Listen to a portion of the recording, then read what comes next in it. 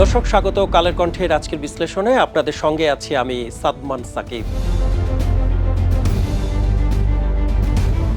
নির্বাচনী নির্দিষ্ট রোডম্যাপের জন্য দেশের রাজনৈতিক অঙ্গনে বিরাজ করছে চরম উৎকণ্ঠা ও প্রত্যাশা। প্রধান উপদেষ্টার আশ্বাসে এপ্রিলের প্রথমার্ধকে ঘিরে তৈরি হওয়া আশাবাদের আবহ যেন এখন এক নতুন মোড় নিচ্ছে। একদিকে অন্তর্বর্তী সরকারের দিকে বিএনপি তুলছে নানা অভিযোগ, অন্যদিকে এপ্রিলের সময়সীমাকে ঘিরে যুক্তি তুলে ধরছে জামায়াত ইসলামী ও ছাত্রনেতাদের দল এনসিপি।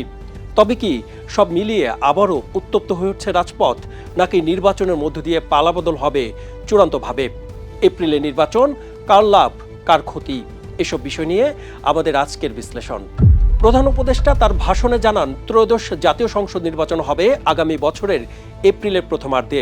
তীব্র ক্ষোভে প্রতিবাদ জানায় দেশের বড় একটি রাজনৈতিক দল বিএনপি, যারা অনেকদিন ধরে ডিসেম্বরে নির্বাচন চেয়ে আসছিল। দলটির সন্দেহ, এপ্রিলে নির্বাচন ঘিরে সরকারের কোনো একটি দুরভিসন্ধি রয়েছে। বিএনপির অভিযোগ, প্রধান উপদেষ্টার এই রোডম্যাপ নিয়ে তার নিরপেক্ষতা হারিয়েছেন। আগামী নির্বাচন অংশগ্রহণমূলক হবে কিনা সে বিষয়েও সন্দিহান বিএনপি। তাদের আশঙ্কা, আওয়ামী দুঃশাসনের মতো আগামী এপ্রিলে নির্বাচন হবে একটি একতরফা ইভেন্ট। ডিসেম্বর বাদে অন্য সময়ে নির্বাচন নিয়ে বরাবরই আপত্তি করে আসছে দলটি। এপ্রিলে নির্বাচন অনুষ্ঠানের ঘোষণার বিরোধিতা করে বিএনপি বেশ কয়েকটি কারণ তুলে ধরেছে। এর মধ্যে রয়েছে আবহাওয়া, এসএসসি ও এইচএসসির মতো পাবলিক পরীক্ষা। 2026 শুরুর কয়েক সপ্তাহ পরই ফেব্রুয়ারিতে রমজান, ঈদ উল ফিতর মার্চের তৃতীয় সপ্তাহে। সেখান থেকে মাত্র কয়েকদিন দূরে প্রধান উপদেষ্টার এপ্রিলের প্রথমার্ধ। তাহলে নির্বাচনের প্রচারণার সময়টা কোথায়? মূলত এ নিয়ে বিএনপির উদ্বেগ।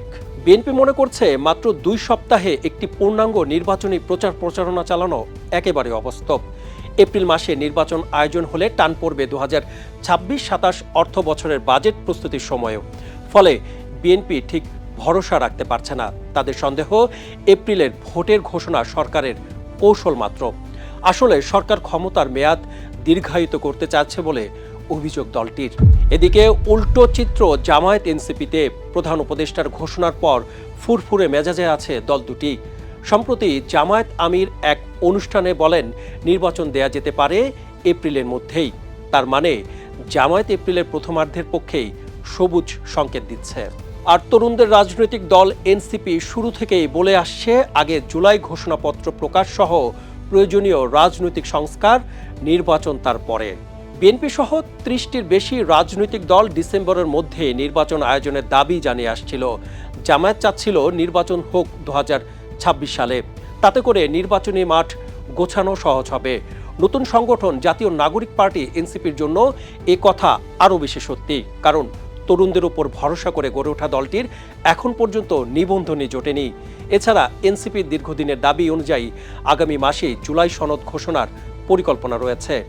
এভাবে দেখলে এপ্রিলের প্রথমার্ধের গণিতটা সরল অঙ্কের মতোই সহজ হয়ে যায়।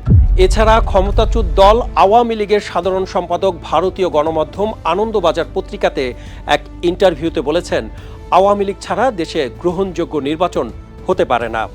প্রধান উপদেষ্টার নির্বাচনী ঘোষণার মধ্যেই নির্বাচন না করার ইঙ্গিত লুকিয়ে আছে বলে মনে করেন তিনি। দর্শক, আওয়ামী লীগের ধারণা, বিএনপির উদ্বেগ আর জামায়াত এনসিপির সমর্থন সব মিলিয়ে খুব সহজেই বোঝা যাচ্ছে আগামী নির্বাচন নিয়ে দেশে রাজনৈতিক সংকটের আশঙ্কা রয়েছে।